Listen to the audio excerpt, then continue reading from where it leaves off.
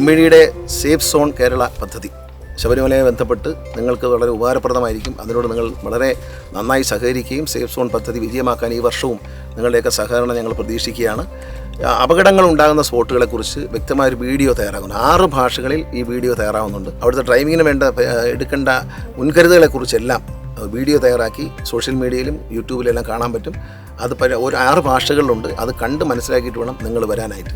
ശബരിമല തീർത്ഥാടനത്തിന് വേണ്ടി എത്തുന്ന എല്ലാ ഭക്തജനങ്ങൾക്കും സുരക്ഷിതമായ യാത്ര ഉറപ്പാക്കുന്നതിനുള്ള എല്ലാവിധ സംവിധാനങ്ങളും കേരള മോട്ടോർ വെഹിക്കിൾ ഡിപ്പാർട്ട്മെന്റ് സജ്ജീകരിച്ചിട്ടുണ്ട്. എല്ലാ ഭക്തജനങ്ങൾക്കും സുരക്ഷിതമായ യാത്ര ആശംസിക്കുന്നു. സ്വാമി ശരണം.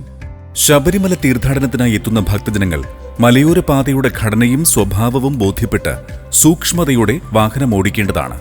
മുൻ വർഷങ്ങളിൽ വാഹന അപകടങ്ങൾ സംഭവിച്ചിട്ടുള്ള ശബരിമല പാതയിലെ സ്ഥലങ്ങളാണ് ഇനി പരിചയപ്പെടുത്തുന്നത്. പത്തനംതിട്ടയിൽ നിന്നും ശബരിമലയിലേക്ക് 23 കിലോമീറ്റർ സഞ്ചരിച്ചാൽ ലാഹ വലിയ വളവ് എന്ന സ്ഥലത്ത് എത്തിച്ചേരും. മുൻ വർഷങ്ങളിൽ നിരവധി വാഹനാപകടങ്ങൾ സംഭവിച്ചിട്ടുള്ള ഈ സ്ഥലത്ത് വേഗത കുറച്ച് സൂക്ഷ്മതയോടെ വാഹനം ഓടിക്കുന്നതിന് ശ്രദ്ധിക്കേണ്ടതാണ്. തുടർന്ന് ശബരിമലയിലേക്ക് 2 കിലോമീറ്റർ സഞ്ചരിച്ചാൽ എത്തിച്ചേരുന്ന അപകടകരമായ മറ്റൊരു വളവാണ് വിളക്ക് വഞ്ചി. മല ഇറങ്ങി വരുന്ന വാഹനങ്ങളാണ് ഇറക്കവും വളവും ഒരുമിച്ച് കാണപ്പെടുന്ന ഇവിടെ സാധാരണയായി അപകടത്തിൽപ്പെടാറുള്ളത്. ഈ ദീർഘമായ ഇറക്കത്തിൽ ഇന്ധന ലാഭത്തിനായി വാഹനം ന്യൂട്രലിലേക്ക് മാറ്റി ബ്രേക്ക് ചെയ്തു വരുമ്പോൾ ബ്രേക്ക് സംവിധാനം തകരാറിലാകുന്ന കാരണത്താലാണ് ഈ ഭാഗത്ത് വാഹനങ്ങൾ നിയന്ത്രണം വിട്ട് അപകടങ്ങൾ സംഭവിക്കുന്നത്. വിളക്കുവഞ്ചിയിൽ നിന്നും 2 കിലോമീറ്റർ സഞ്ചരിച്ചാൽ എത്തുന്നത് ലാഹ ചെറിയ വളവിലാണ്. ഹെയർപിൻ ആകൃതിയിലുള്ള ഈ വളവിലും നിരവധി അപകടങ്ങൾ മുൻ വർഷങ്ങളിൽ സംഭവിച്ചിട്ടുണ്ട്. വീണ്ടും 11 കിലോമീറ്റർ കൂടി സഞ്ചരിച്ചാൽ എത്തിച്ചേരുന്ന പ്ലാപ്പള്ളിയും മറ്റൊരു അപകട മേഖലയാണ്. എരുമേലിയിൽ നിന്നും ശബരിമലയിലേക്ക് 7 കിലോമീറ്റർ സഞ്ചരിച്ചാൽ എത്തിച്ചേരുന്ന മൂക്കൂട്ടുതറ, തുടർന്ന് 8 കിലോമീറ്റർ കൂടി സഞ്ചരിച്ചാൽ എത്തിച്ചേരുന്ന കണമല, 3 കിലോമീറ്റർ കൂടി സഞ്ചരിച്ചാൽ എത്തിച്ചേരുന്ന തുലാപ്പള്ളി എന്നിവിടങ്ങളിലെയും അപകട വളവുകളിൽ ശ്രദ്ധയോടെ വാഹനം നിയന്ത്രിക്കേണ്ടതാണ്. വളവുകളിലെ ഓവർടേക്കിങ്ങും അമിത വേഗതയുമാണ് ഇവിടങ്ങളിൽ അപകട സാധ്യത വർദ്ധിപ്പിക്കുന്നത് എന്ന കാര്യം പ്രത്യേകം ശ്രദ്ധിക്കേണ്ടതുമാണ്.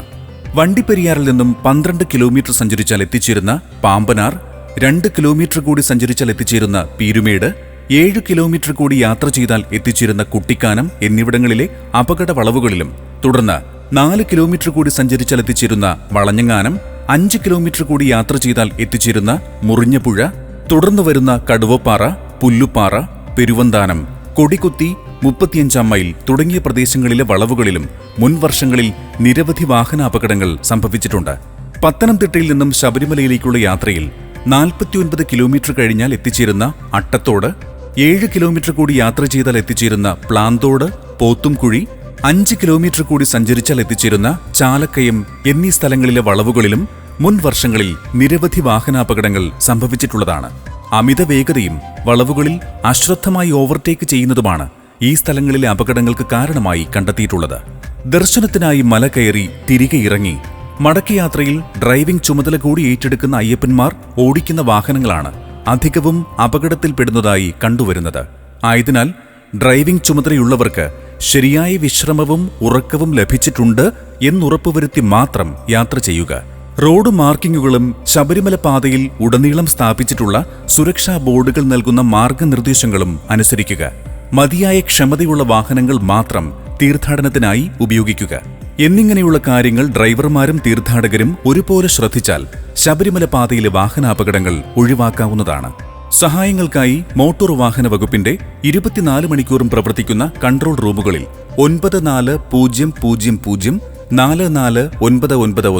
44991 94963 67974 94460 37100 എന്നീ നമ്പറുകളിൽ ബന്ധപ്പെടാം.